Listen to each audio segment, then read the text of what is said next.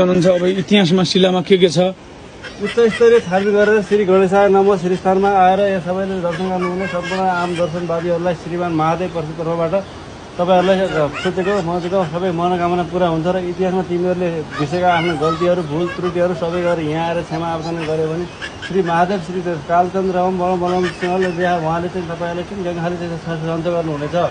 साथै यो भिडियो बनाइरहेको भैँसीमुखे र बादरमुखेहरूको पनि अलिकति बुद्धि बिग्रेको हुनाले बुद्धि भ्रष्ट भएको हुनाले उसको बुद्धि पनि दिन हुन म श्री काल भैरव महादेव श्री पञ्चकोशीसँग प्रार्थना गर्दछु।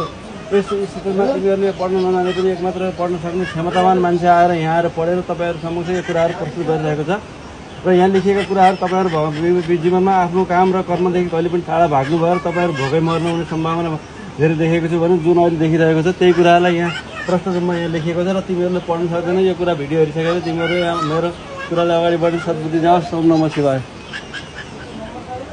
सबै यसले जति पनि यहाँ भने सबै कुराहरू गलत हो नि। यहाँ अर्कै लेखिरहेछ, यो संस्कृतमा लेखिरहेछ। संस्कृतमा त होला होइन गुरु? भित्र धुनी जागिरहेछ पुरै, यो भित्र धुनी हो। अब गुरुजीबाट अब